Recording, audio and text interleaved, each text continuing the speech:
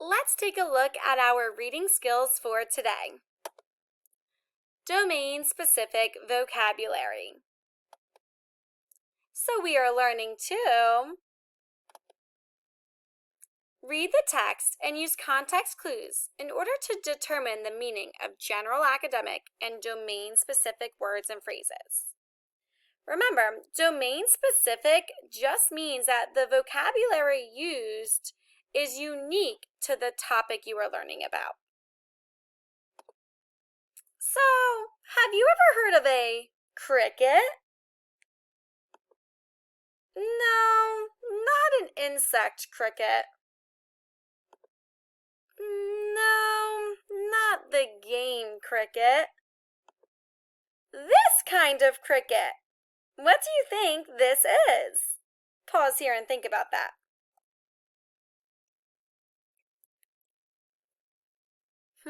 You probably concluded that is some type of machine.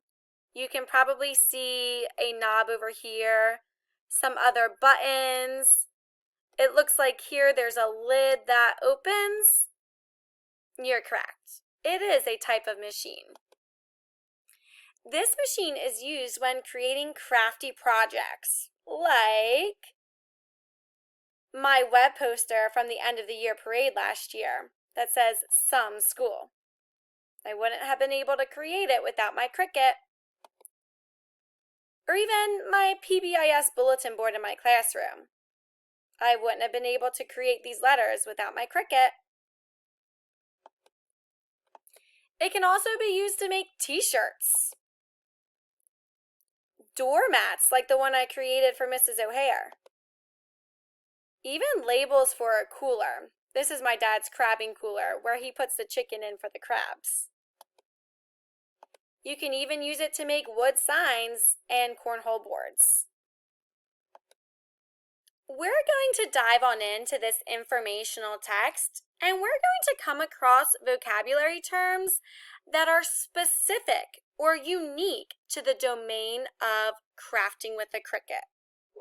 See if you can spot any words that you're not too sure of, and then we can use our context clues to help understand them.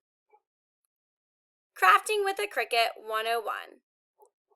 The crafting possibilities with a Cricut are endless. Well, the first word that we came across is Cricut itself. We know that Cricut is specific to the domain of crafting because it's spelled oddly.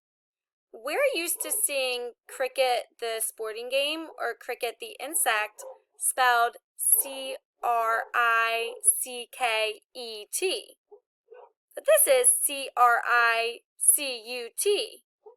So this tells me it's not what I'm used to reading and that it's specific to this domain.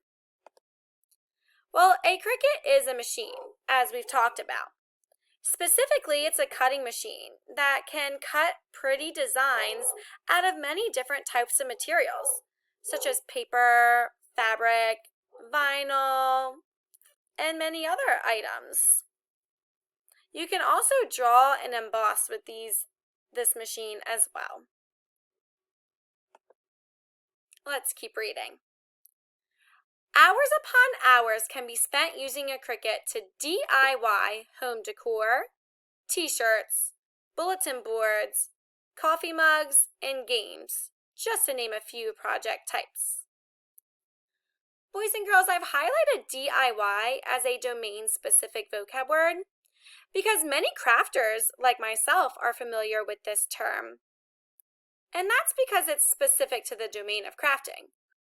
But not everybody knows that DIY just means a do-it-yourself project. The process can be lengthy. It takes a lot of time, focus, and love to create something special with a Cricut. Let's take a look at the t-shirt making process, for example.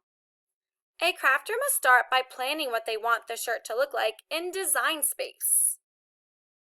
Many of you might be wondering what design space is. You might be wondering if you're in outer space with an astronaut. You might be wondering if you're getting paper and pencil out to create a piece of art. But Cricut crafters are very familiar with this term because it's specific to that domain. Design Space is just the computer program used to make your project design. You use this computer program to add text and clip art to create something pretty cool.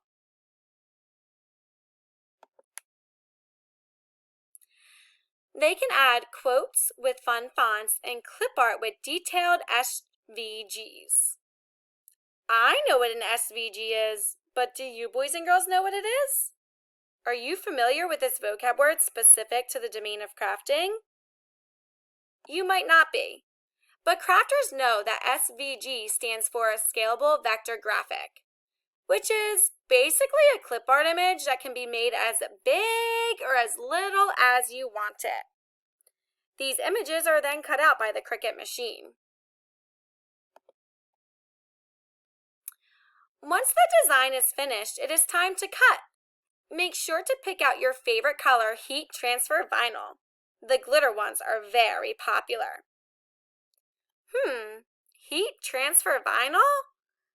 Many of you might be wondering what that is. But because I'm a seasoned crafter, I know that this domain-specific vocab word is just a material that's used to decorate items, specifically fabric. It basically has glue on one side that is activated by heat. And once that glue has been activated, it is attached to the fabric forever. It's pretty cool. Once the heat transfer vinyl is laid on the cutting mat, it can be loaded into the Cricut machine to cut it. Cutting mat. Sounds like, a cutting board, like you'd use in a kitchen. You put your chicken on top of it, or even your vegetables, and you can easily cut it without damaging your countertops. Well, a Cricut cutting mat is kind of similar. The cutting mat is this square board here, and it has a sticky surface.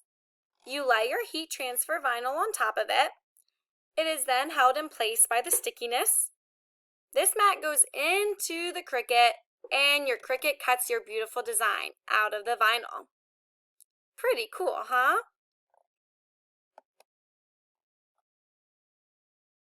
The biggest mistake when making a shirt is that the setting is not set to mirror setting. Boys and girls, I know what a mirror is. I can look into it and I see my reflection. But the way it is used here is specific to the domain of crafting. The mirror setting in Design Space reverses your design so that it can go on the shirt in the correct way. It basically cuts it out backwards so you can lay it on top of your t-shirt and it will reflect the correct way. Next, it is time to weed all the extra vinyl. Weed? Kind of like gardening?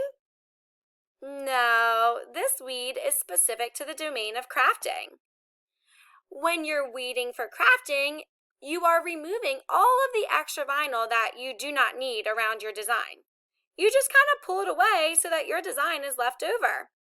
Kind of like when you pull out all the weeds of your garden and your beautiful flowers are left over.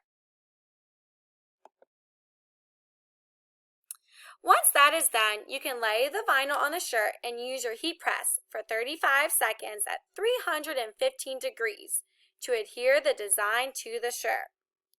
Remove the plastic backing and voila! You've made a homemade shirt. Heat press. Sounds like an iron. Well, heat presses are specific to t-shirt making and using a Cricut. This is the machine that's made to imprint your design onto your fabric, and it applies the heat with even pressure for a set period of time. It's this machine here, and I actually have one. So, as many of you know, Miss Pipitone is a crafter. And the terms shared with you are specific to the domain of crafting, which is why I know them. Now let's practice here. Let's take a look at this article, The Life Cycle of a Cricut. I'm sure that we can spot some domain-specific vocabulary that are science terms related to the life cycle of a Cricut. Follow along as I read. There are many different species of crickets. You guys found one already? I'm sure you found the term species. Now let's use our context clues to better understand them. There are many different species of a cricket. So I know it must mean more than one because it says many different. And I know that a cricket is an insect. And I know that there are many different types of insects and maybe even many different types of crickets. So this could tell me that a species is a type of cricket or type of insect. Now we can always cross-reference dictionaries and conduct research to check our understanding. I can find out that species does refer to a group of similar organisms that are able to reproduce. So just like there's many different types of birds, there's many different types of insects. And this is how scientists organize living things. Let's keep reading. Each species undergoes the same 3 key life cycle stages: egg, nymph, and adult.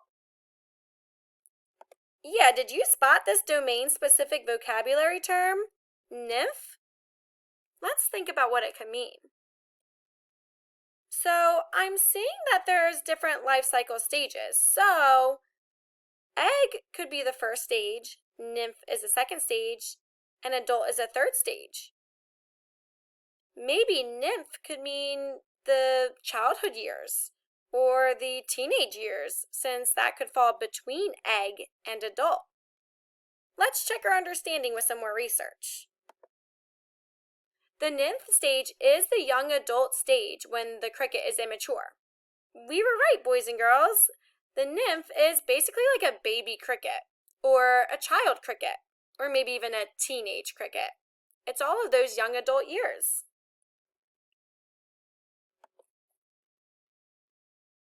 Let's keep reading. The time needed to complete each stage varies slightly according to the species. Crickets go through incomplete metamorphosis, meaning they do not enter into a pupal stage, but hatch from the egg looking like adult crickets. Okay, I see a lot here that are specific to the domain of a cricket's life cycle. Incomplete metamorphosis. This is definitely a term specific to the domain of life cycles. I'm going to have to look this one up.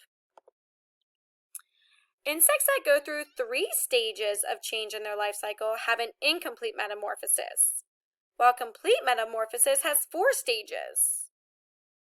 Oh, okay, so here, egg, nymph, and adult shows 3 stages, so that's incomplete metamorphosis. But here for a ladybug, egg, larva, pupa, and adult shows 4 stages, so that's complete metamorphosis. Now I'm still confused about the domain-specific term pupa. I saw in the text that crickets do not enter the pupal stage. You know, they don't enter into that 4th stage. Instead, they hatch from egg looking like adult crickets. I need to do more research on what this domain-specific term means, the pupal stage. Well, the pupal stage is when an insect is in an intermediate inactive stage of its growth, in which it's enclosed in a cocoon or case. Oh, so kind of like when a caterpillar goes into a cocoon and comes out as a butterfly. The cocoon is the pupal stage. Now I understand. I'm glad that I looked up this domain-specific vocab term. Boys and girls, it's now your turn to take a look at domain-specific vocabulary from the text Coming Attractions, Questioning Movies. You should refer back to the text to use context clues, or even conduct some research to identify the meaning of these domain-specific vocab terms. Use them in a sentence and then illustrate the sentence. If you are doing this online, you can insert images on your Google Slides.